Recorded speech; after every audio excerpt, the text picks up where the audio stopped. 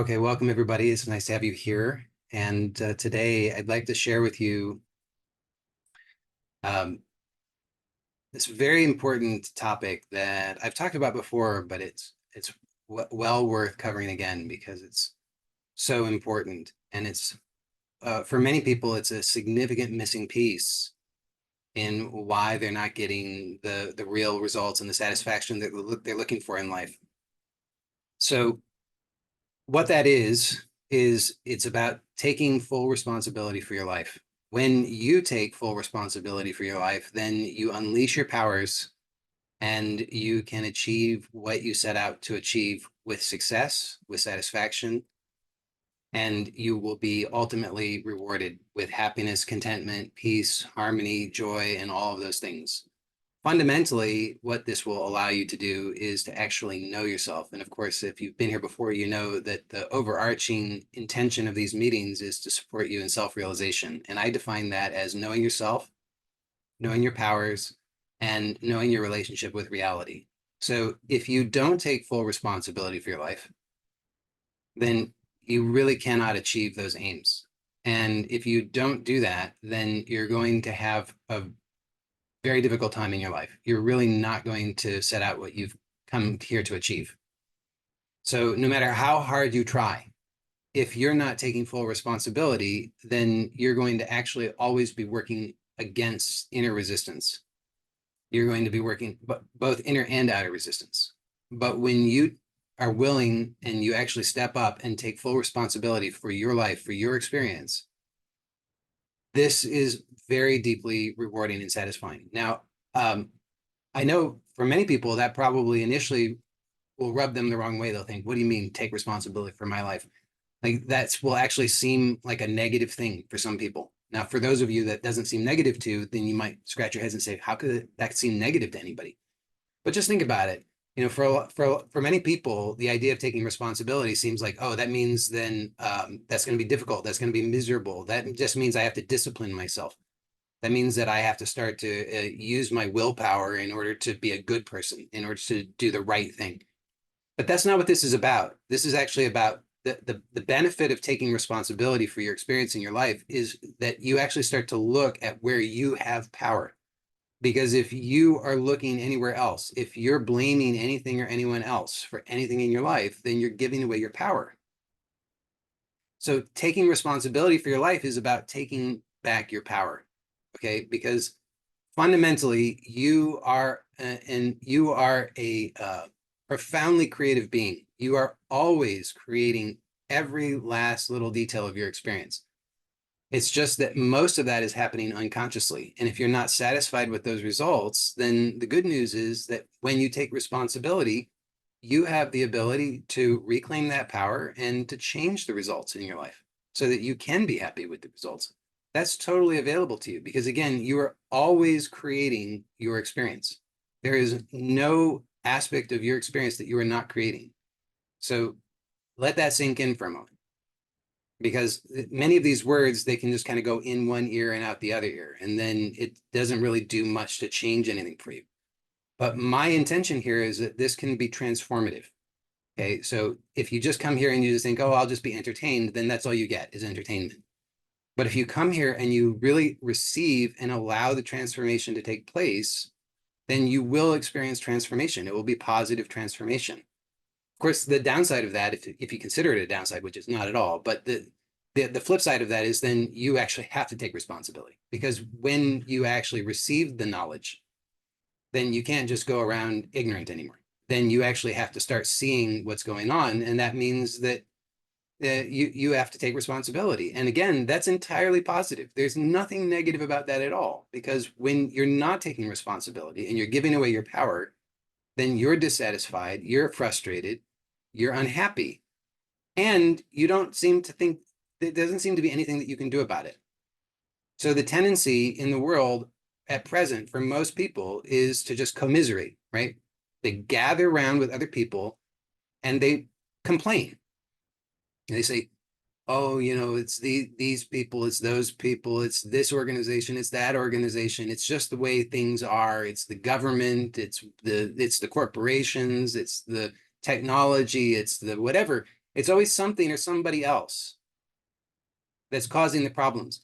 And just notice when you do that, how does that affect you?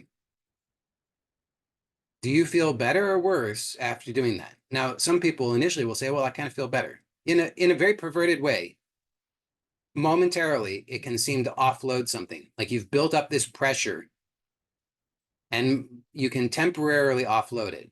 So you're just blowing off steam, but it doesn't do anything fundamentally to help you. So what happens is then you get the blowback of that. 5 minutes later or an hour later, you feel worse than you did before you were complaining. So complaining does not help you. Complaining never, ever, ever helps you. Complaining is only problematic for you.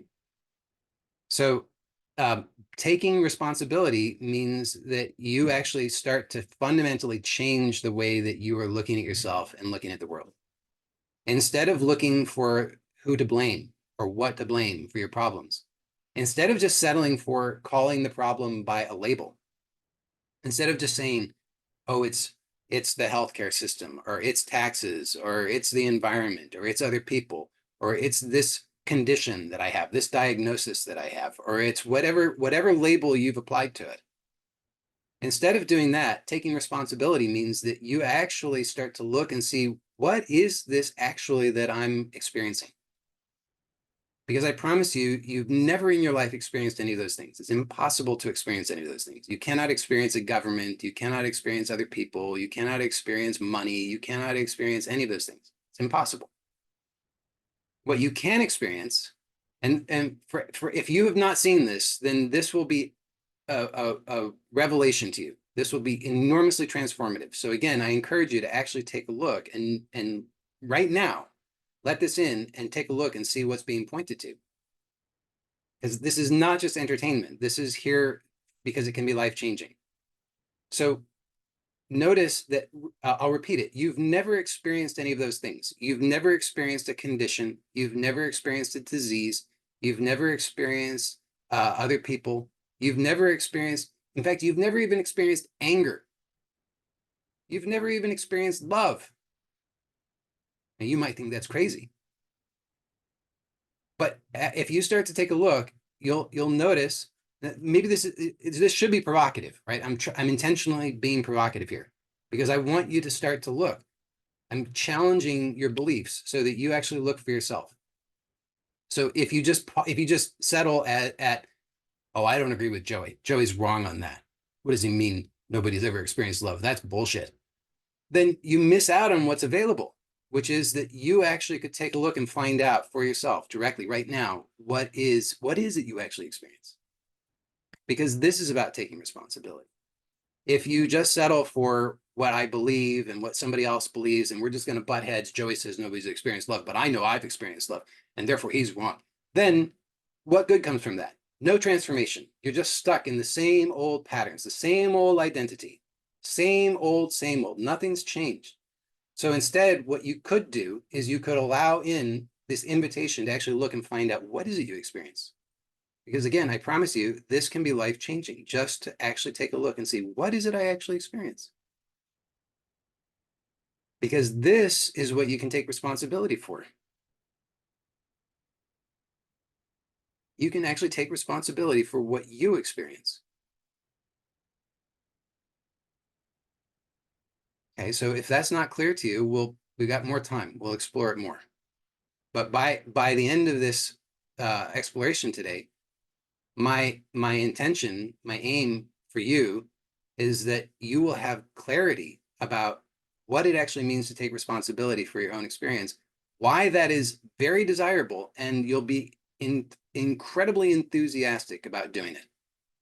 You'll no longer have any desire to complain about anything because you will realize that you have the power and that you can change your life because you know what's actually going on. Wouldn't that be nice? Okay, so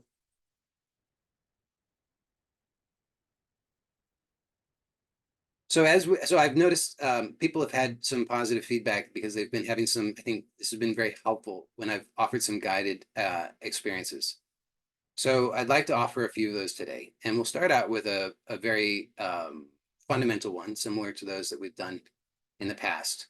And this is a guided experience to allow you to notice something incredibly fundamental about yourself.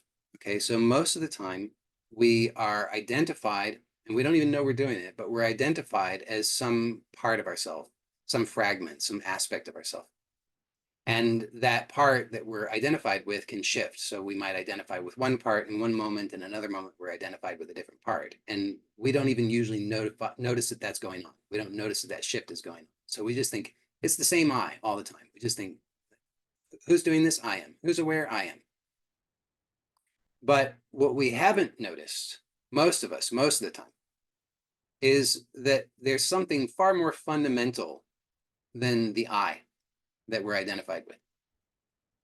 And so this exploration that I'm going to guide you through is to help you to notice that which is more fundamental, that which is not shifting, that which does not come and go, that which does not change.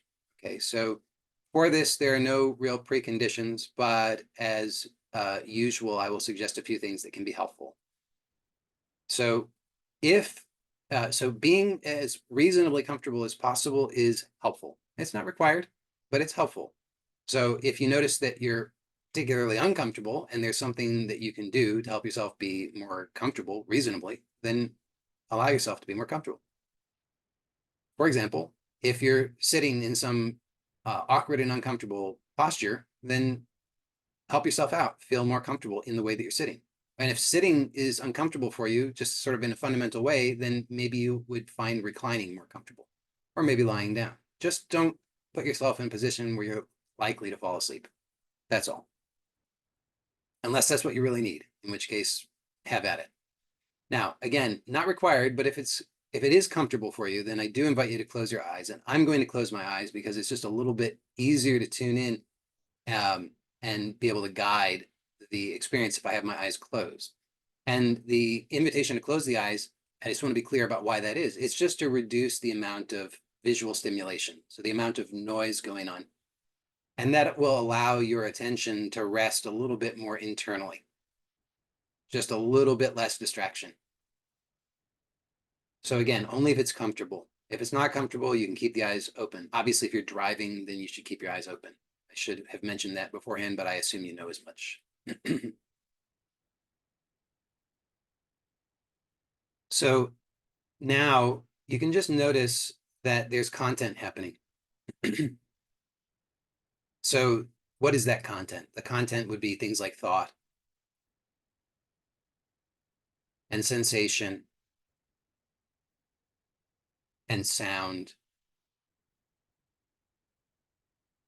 and maybe smell, taste, these kinds of things. So this is content that's happening. And normally our attention is so attracted to all the content, so drawn to all the content that we're just attaching to content, identifying with content, fixated on content. And here, the invitation right now is just to notice the space in which the content is occurring.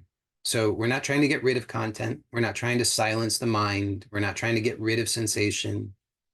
We're not trying to change any of that. Instead, we're just noticing that all of that content is occurring in space.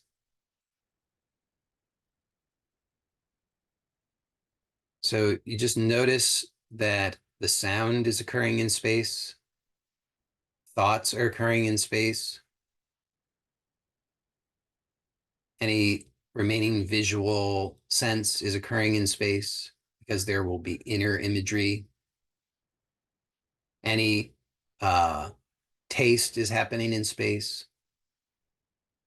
Any smell is happening in space. The sound is happening in space. It's all happening in space.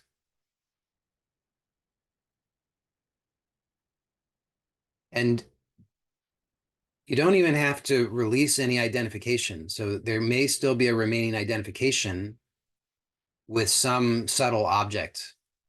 And that's okay for this exploration. We don't even need to get rid of that. We don't even need to release that. If that release happens, that's lovely.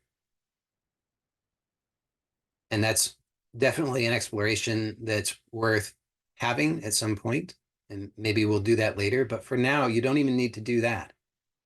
So we're not even necessarily trying to change anything, just noticing that all of the content, even if there's an identification with some subtle object in space, that too is occurring in space, that all of this is occurring in space. So just have a sense of that space. Just notice that space. Notice that it's a universal space, that all of the various sensory phenomena are occurring in this same universal space. And if your mind is somehow getting in the way of this because you have a very active analytical mind that's doubting things and says, like, gee, I don't know if that's true. How do I understand that? How do I know that? Just play along. Just imagine as if you were able to sense that space. Even if you say you can't, just imagine you could. This can be very powerful. So you can just let go of the doubts and just play along as if you could imagine or sense that space. And then just do this little experiment. Find out, is there any end to space? Can you find an edge to space? Is there a limit to space? Does the space have a beginning and an end? So just explore as far as you can and see, is there any end to the space? Forward, backward, up, down, left, right, in every direction. Can you find any end to space? Any place where space begins and space ends?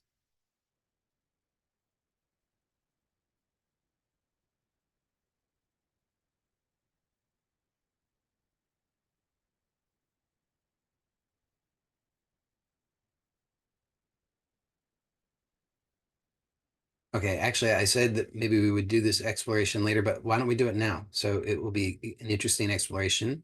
So just notice where you are perceiving from.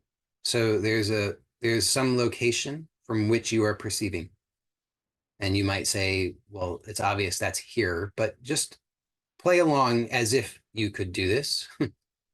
So it's all just play. It's just imagination. It's just playful. So just play. Don't take it too seriously. But if you play, you'll discover some interesting things. So just notice where you are perceiving from.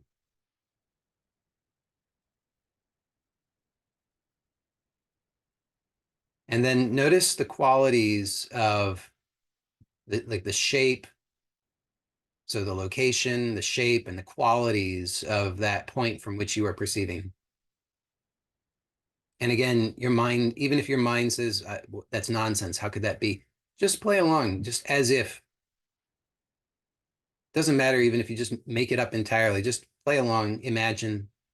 Again, you might discover something quite interesting by doing this. So just notice that.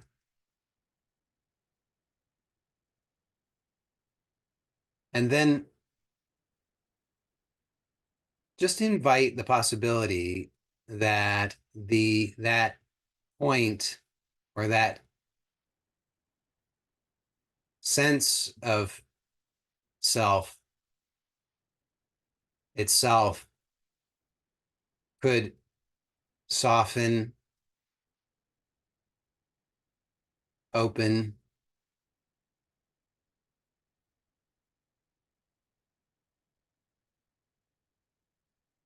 and become one with the space.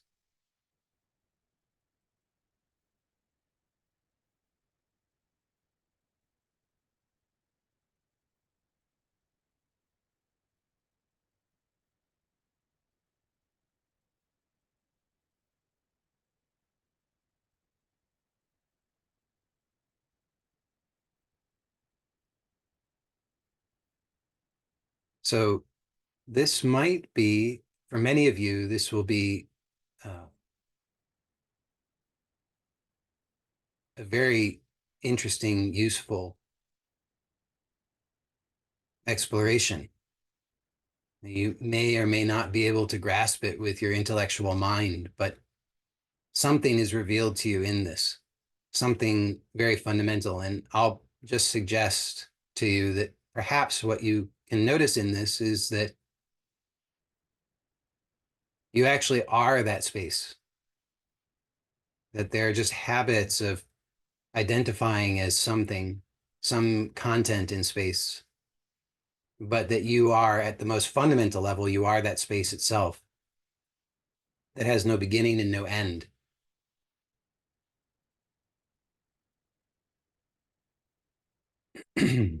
Okay, so now when and if you feel ready to transition to an open-eyed state, please do so slowly so that that's a smooth experience for you.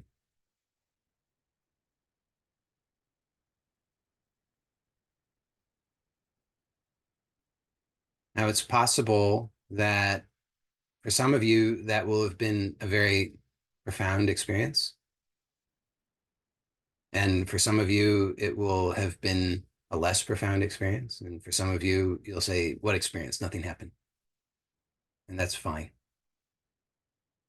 So there's no right answer. There's no one thing that you should experience. It's just an exploration and an invitation and a possibility of discovering something. And whatever you discover is wonderful. But what it definitely points to is that you are that space.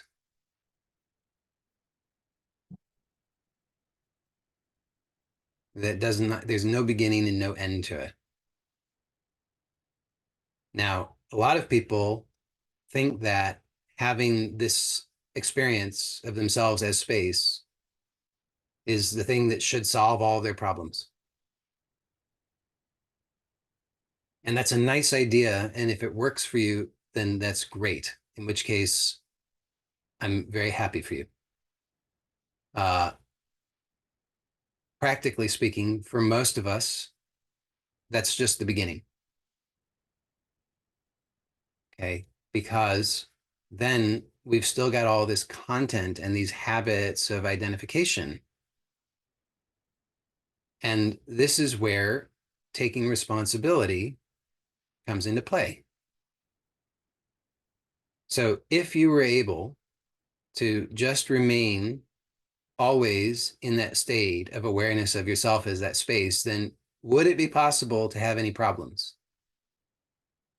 And the answer to that is no. So if you didn't have that experience where you can answer definitively and clearly no, then you can continue to explore that on your own. And eventually you will come to that discovery that there is this, that at the most fundamental level, you cannot have any problems. It's absolutely impossible. However, you might notice that you still have problems. Isn't that interesting? So at the fundamental level, you have no problems, but the habit of how you organize and identify within yourself continues to produce problems. Maybe this is starting to make sense. Okay, so for most people, just having an experience of yourself, just having a non-dual experience, just having a realization of yourself as space. I guess I should point that out, right? So that, because that may not be obvious, but it's obvious once it's pointed out. Okay, so this space, this universal space, is if you've had a glimpse of that, then the question I have for you is it your space? Is there a you who is experiencing that space? Is that a space happening inside of a you? Or is there just space? And so it's possible you could have either experience, but the greater realization that's being pointed to is that there's a universal space. There's no second there. There's no individual there. There's only universal space. So it's not you experiencing space. It's not space inside of you. It's space, and you are that.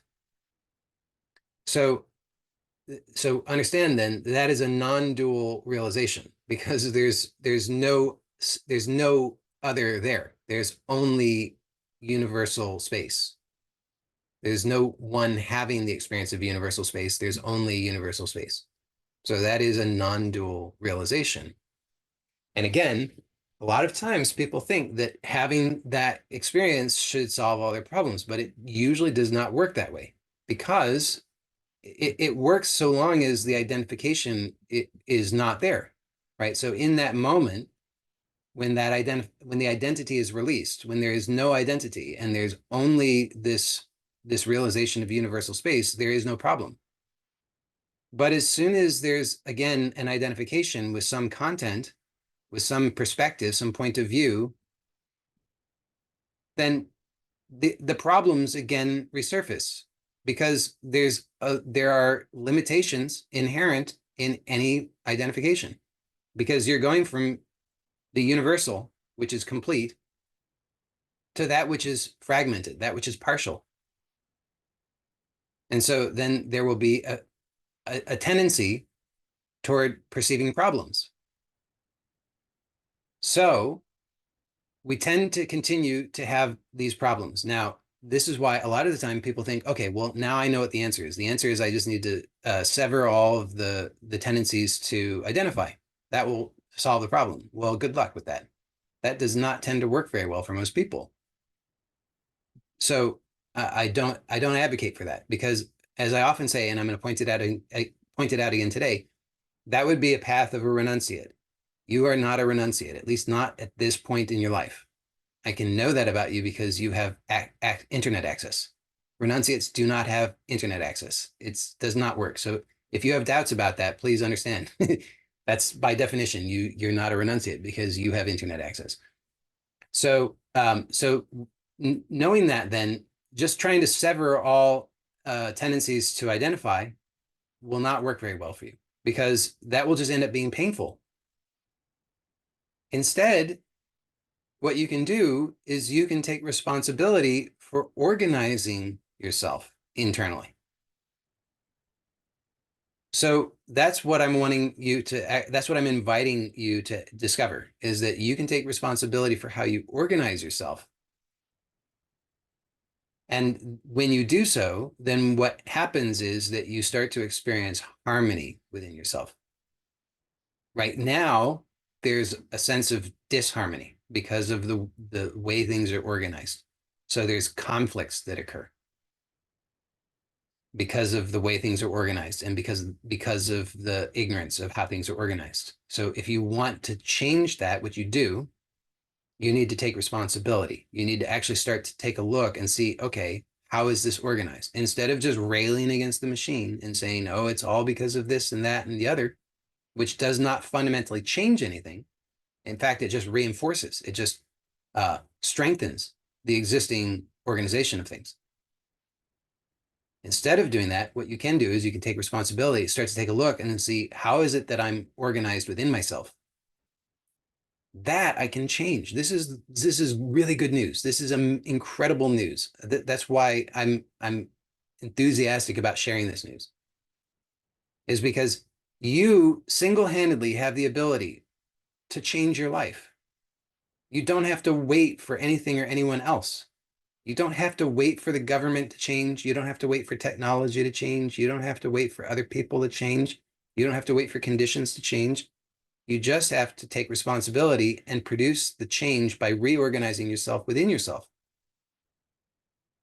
Now, having this realization or this insight into your fundamental nature as space or as awareness or consciousness or whatever word you want to use is very helpful in that process because number one, it gives you access to wholeness. So you can actually act from you have access to the knowledge base of wholeness. Can you see how that might be useful? Instead of acting from the knowledge base of a fragment, which by definition has limited knowledge. You can actually act from the knowledge base of wholeness, which is complete. So that's very powerful. Also, space has no resistance. Space has no problems. Space is in a sense it's totally objective because it's not involved. So if there's something that's not working, if there's something dysfunctional, then space is not attached to it. Space doesn't say, but I have to make this work. Space doesn't have those attachments. So that perspective is enormously valuable. Now, the flaw though, and this is that some people in the system in the way that some people try to work it is, again, they think if I just stay in that state of oneness of space, that's going to solve all my problems. It won't. Why? Because you don't have any problems and you don't care. You see, you don't have any problems and you don't care. Any dysfunction does not matter to you. You don't care. You have no attachment whatsoever. It's totally has nothing to do with you. So you're not making any change at that level. You're not motivated to make any change at that level. You can't even see that any change is needed or wanted at that level.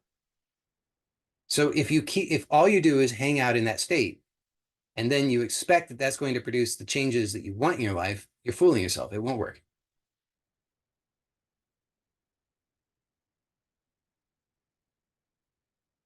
So having that perspective, having access to that perspective is enormously valuable. But if all you do is hang out there, it won't solve the problems. So it's about having access to it, but then bringing that insight and knowledge to bear within the system, within the structure, within the content to reorganize it. Okay. So, because we're actually doing most of the work within the waking state, because that state of oneness is not within the waking state. It's transcendent of the waking state. But you have to bring that into the waking state in order to start to produce the change. So now, in your normal waking state, with the insight that you gain from that higher level or more fundamental perspective, that this can allow you to start to make change. So it allows you to kind of detach a little bit without totally detaching. It allows you to step back a little bit so that you don't have, not so invested in your identities and in the old ways that you've approached things. So what do I mean by that? So think about something that's happened today or yesterday that was some suboptimal experience that you've had. So maybe you felt frustrated, maybe you felt angry, maybe you felt fearful.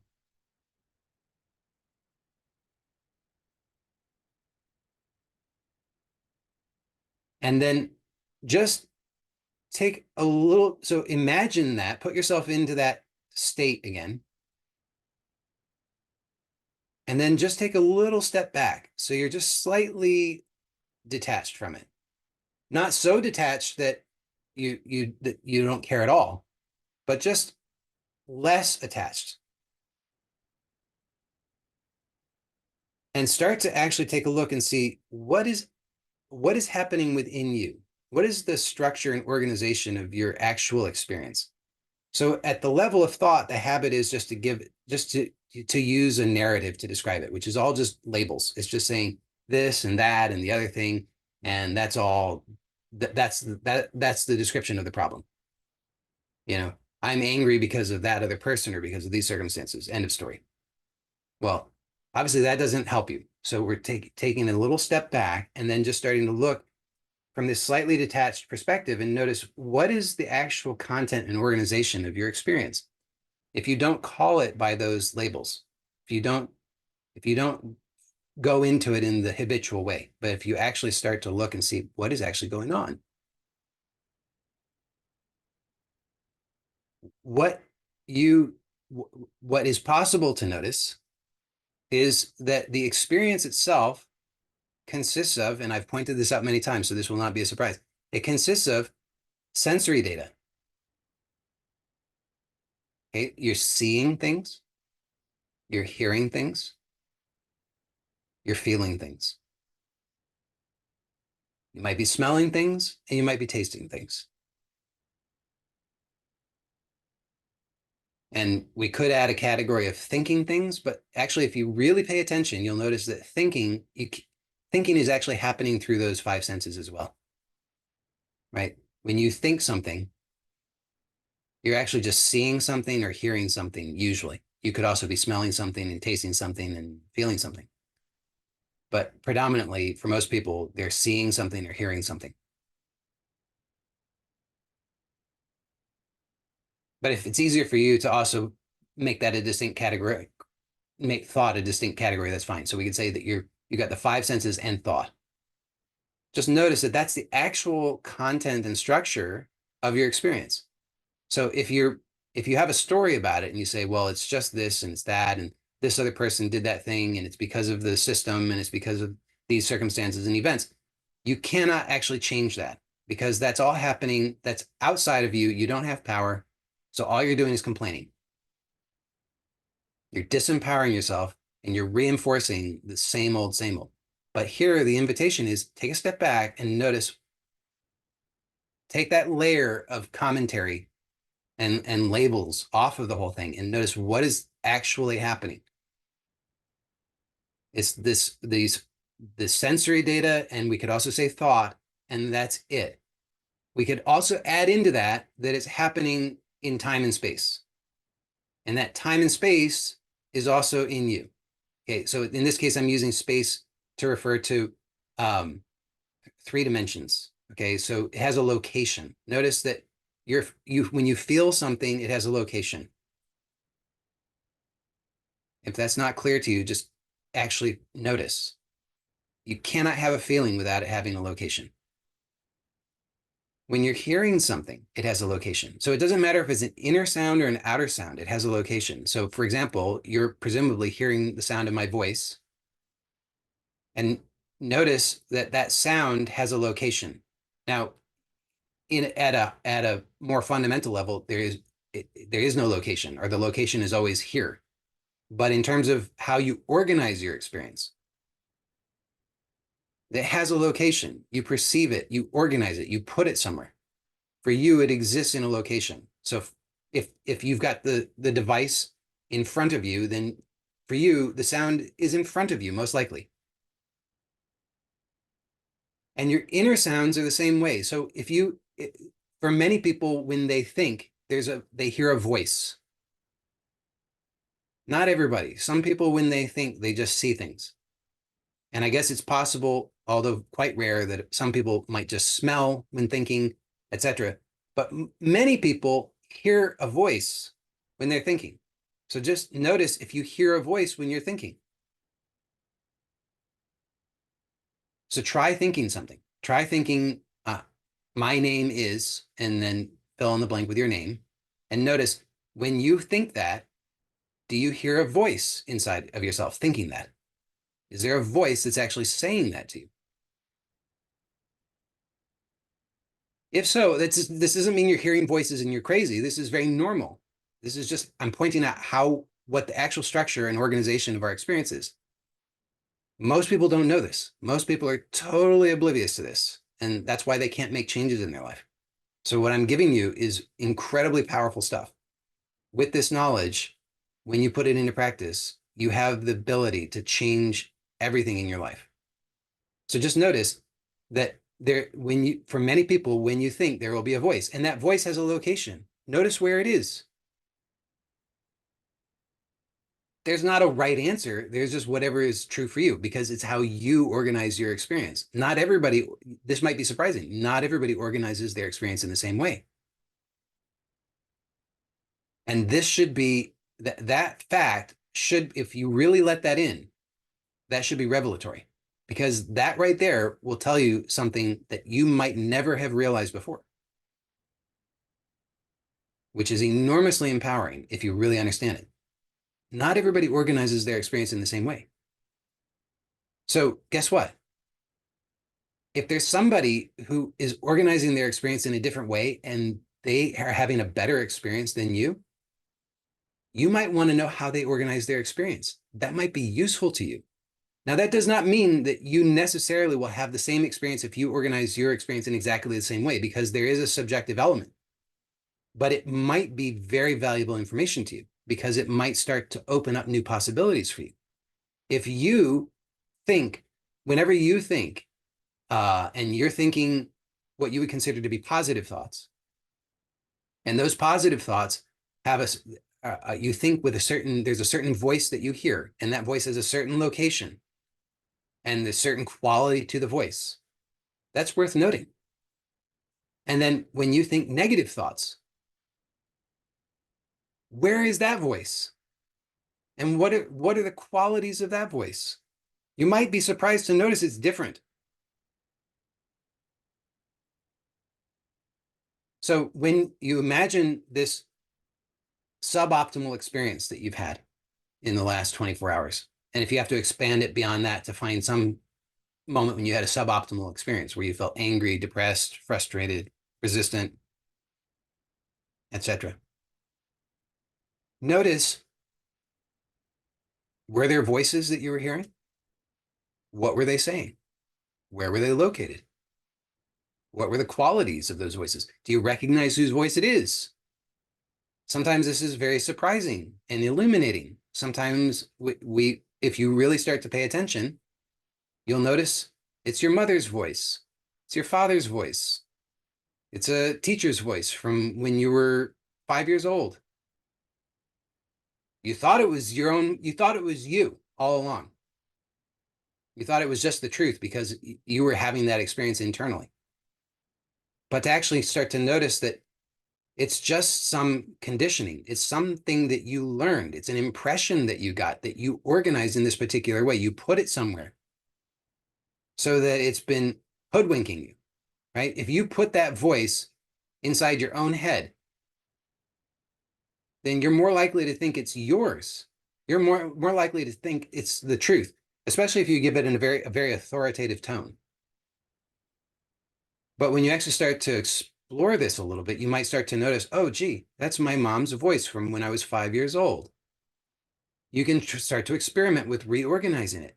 What if you move that voice somewhere else? You might feel more uncomfortable. It might be difficult. So it's not that somewhere else is always better, but you could start to just experiment. What happens if you move it somewhere else? What does that change about your experience? What does that reveal to you about your experience? What new possibilities does that open up for you? Okay, then the same with feeling. So, for most people, what happens is, because nobody gives us, very few people give us this information, is we experience some feeling, and then we just take it as like, that's just the law. It's like, oh, the feeling, oh, this just means this thing. Oh, it's terrible, this feeling. It's, I'll just have to wait it out. Only when this feeling goes away will my life be able to resume. Or this feeling means fill in the blank. This feeling means that I have to feel bad. This feeling means that I have to be unproductive. This feeling means I'm a bad person. This feeling means that my day is a bad day. This feeling means whatever you think it means. And therefore it means that for you. And you act in accordance with that. So it's a self-fulfilling prophecy. But what hardly anybody has ever told us is that those feelings don't mean anything. They're just content that's organized within you. And you could actually start to explore it. So just question, how do you know that that feeling means anything? Again, this is absolutely life-changing. Just this one insight. I mean, this one insight was changed everything for me. Just this one insight about feeling changed everything for me. Like, I don't know, 12 years ago. 12 years ago. Up until that point, I was completely controlled by my own feelings because I didn't realize that I had the power. I thought they had the power. So certain triggers associated with certain feelings would reliably produce those feelings. And I was trying to organize my outer life so that I wouldn't encounter those triggers, which did not work very well. Actually, just produced more of the triggers, some more of the feelings more often. And so that was a total disaster. And then finally, because I reached a point where it was like, okay, this is not going to work. There's no way this is going to work. This is absolutely unmanageable. And it was literally pushing me to the point of it was, and this sounds dramatic, but it's honestly the truth. It was pushed me to the brink of death. And it took that until I realized, okay, this is not going to work. I have to actually start to find out what is going on here and I have to make a change. That was when, blessedly, this dawned on me and I realized, oh, so actually this feeling doesn't mean anything. I just thought it meant something and I was allowing that to control me. Let me actually start to look and see, what is this actually? Oh, it's a feeling, sensations occurring somewhere. There's a location for it. It has qualities. What are those qualities? See, what happens is that bundle of a location with certain qualities, in our minds, we just associate that with a meaning. We think, oh, that means something. This means anxiety. And anxiety means that I have to, retreat from the world. You see what I'm pointing out here? That it's just a bundle of stuff. It's a bundle of information, sensation with a location with qualities. It doesn't mean anything. But by association, in my brain, I used to think, oh, that feeling with those qualities in that location means anxiety, and anxiety means that I can't function. Therefore, whenever that feeling occurs in that location with those qualities, I just say, I can't function. Anxiety's here again. But what's possible is to actually question that and start to notice, what is this? If I don't call it anxiety, if I don't assume it means what I think it means, what is it actually? So notice, when you imagine or put yourself back into this situation, this suboptimal experience that you had, can you notice that there are feelings? I mean, for it would be rare that there would not be feelings. Okay. And you might not feel them as intensely now as you did, but just act as if, and you'll be able to sense them. Even if it's just vaguely, even if it's just a phantom, you can actually start to notice. So just notice, are there feelings? Where do those feelings exist? They have a location. So notice what the location is. And it's possible that they could have multiple locations. So don't get hung up on thinking that it has to have just one location. Like there could be a feeling that I'll put in air quotes that has, it exists in the head and in the gut at the same time. Okay, so that's possible. But just notice, what is the location or locations? It could also exist outside of the body. The perception could be that it's outside of the body. That's possible. So just keep an open mind. And then notice, what is the size of it? What's the shape of it? And here, just you just have to play along. If you're thinking, oh, this is stupid. I'm just making this up. This isn't real. Then you're not gonna get good results. But just play along. Just be playful. Just imagine as if it's true, and then just see what comes up. I promise you, this will be life changing. So, what's the location? What's the size? What's the shape? What are the other qualities? Is it hot? Is it cold? Is it dense? Is it what would ever be rarefied, whatever the opposite of dense would be? Is it open? Is it closed? Is it moving fast? Is it moving slowly? Is it vibrating? Is it spinning? Just start to notice. And you don't have to have answers on all of these things, but just pay attention. Now, the amazing thing is, just having that knowledge, just seeing that, just knowing that alone might actually start to make a change. Many of you might actually start to notice a change just with that. Just you didn't do anything else other than just become aware of it.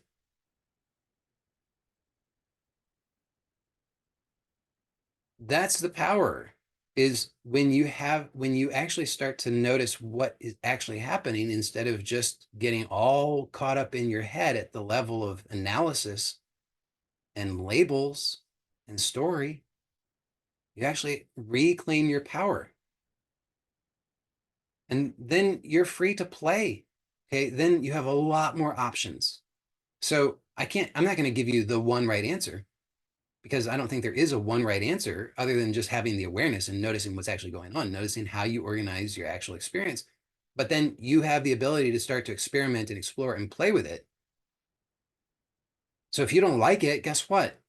Maybe there's a better way for you.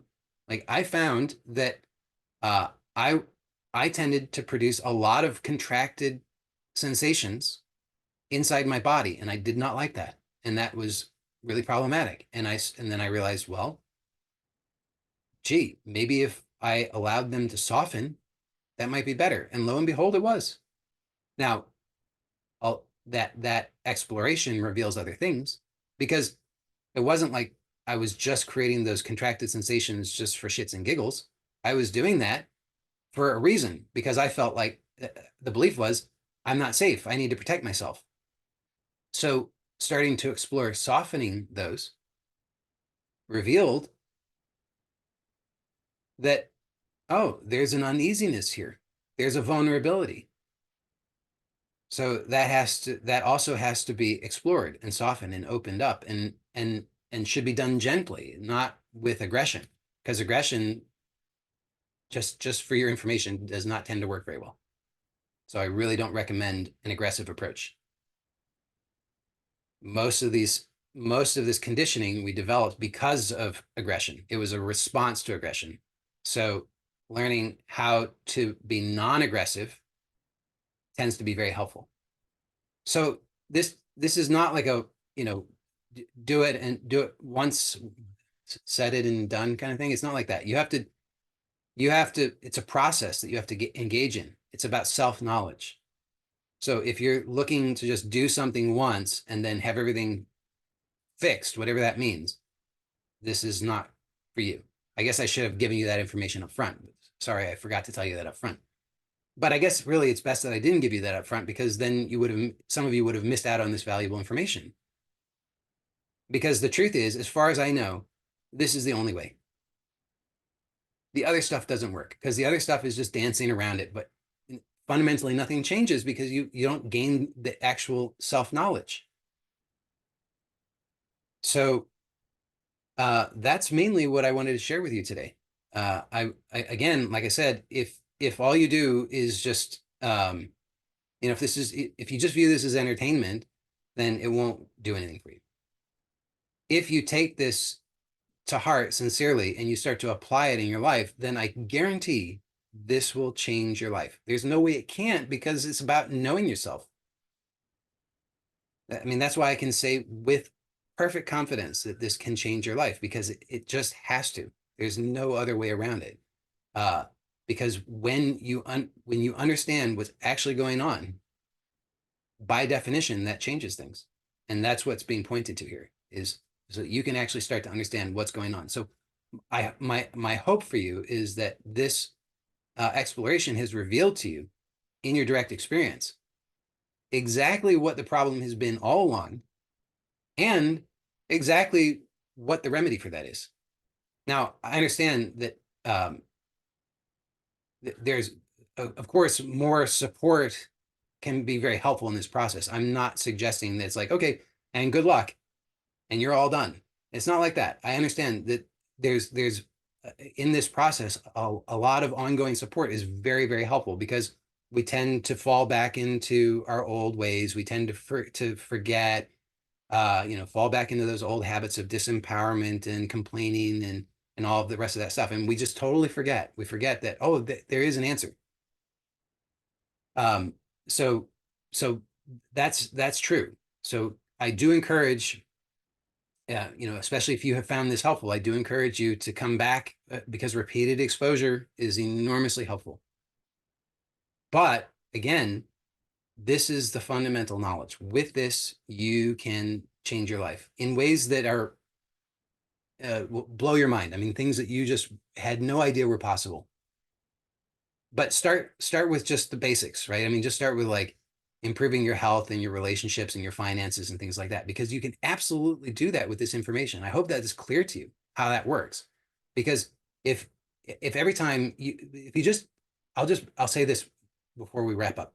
So just notice that just pay attention in your life how every problem that you have can be seen through this lens and it can help you. So whatever problem you're having, Just take a look and see what is it that you're actually experiencing as the problem. The mind usually out of habit wants to say, well, it's about those things out there. It's about that person because they're behaving that way. It's about that organization because they're doing those things. But if you pay attention, I promise you'll see that your problems are never, ever, ever about those things. It cannot be. You cannot have problems that have anything to do with anything else. It can only be your own experience.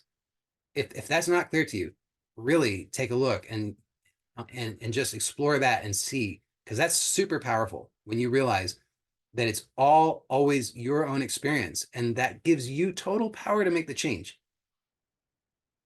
It's huge. Okay. So just check that out and see how every problem that you have, it doesn't matter what kind of problem it is, if it's a health problem, a relationship problem, a financial problem, creative expression problem, whatever kind of problem it is, fundamentally, it boils down to your experience. So take a look then and see what is the actual structure and organization of that experience. Just like I was guiding you through today, just notice what it actually consists of, not the labels, not the story about it, but at a very fundamental subjective level, what is it actually that you're experiencing? And then start to notice that you have the ability to start to reorganize that. Not again, not at the level of the outer stuff. It's not about fixing those things. It's not about making other people change. It's about noticing what is how are you organizing yourself? Because if you don't change that, you will continue, no matter what you do, you will continue to find yourself in the same kinds of situations. I don't know if that has not been made clear to you yet, then also pay attention to that. Because if you only focus on outer stuff, then you'll inevitably you will find that you keep landing in the same kinds of situations. You leave one relationship, you end up in another, basically different person, same thing, right? It's like it's still your mother. You're still dating your mother. You think it's a different person, it's still your mother or your father, right? It's like and I'm doing this because it's like I've been there, done that. I mean, like we all do that. But if you just focus on the outer stuff, nothing really changes. You think something's changing, only to find later on down the line, usually a year, 2, 3, 5, 10 years later, it's like, oh, nothing's changed. Here I am again. But when you focus on the inner and you focus primarily on how you're organizing your experience, and you start to experiment with making subtle, gentle changes to that to find out what is more profitable, what gives you better results, what's more aligned with what you actually want, you'll experience more harmony, better growth in all areas of your life. You'll be happier, certainly more peaceful, more productive, less stress. Keep in mind that stress is the number one cause of health problems. So when you have less stress, guess what? Your health is going to improve. Your relationships will improve because you'll stop being miserable. It's like everything will improve. That's all possible with just this. So I hope that that is clear how powerful this is. And so I'm going to wrap up here. For those who are here live, I'm happy to stay on for the group coaching. And for those who are watching this on YouTube, I want to let you know that number one, if you're interested in joining these calls live, then you are welcome to do so. You can get that information by signing up on my website for my newsletter, and then you'll get an automated email with all of the information, how you can join these calls live.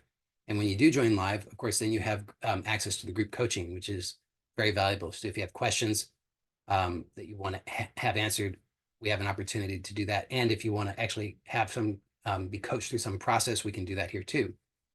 And then also want to let you know that I am still for a very limited time, I am still offering free introductory coaching calls. And those are still, they go very quickly, but you can learn more and sign up at joylott.com/intro, INTRO.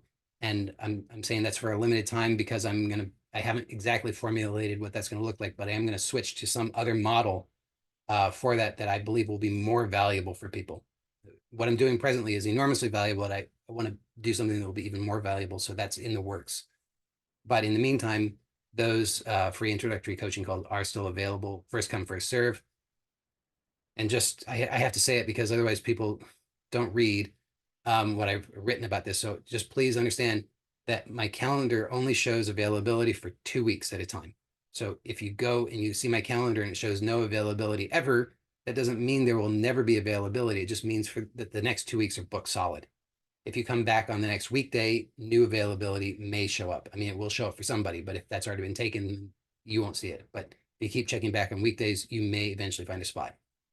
Last thing I'll say is for those who are interested in exploring these topics in a more systematic and supported environment, you may be interested in the Manifesting Truth program that I offer. It is a paid program.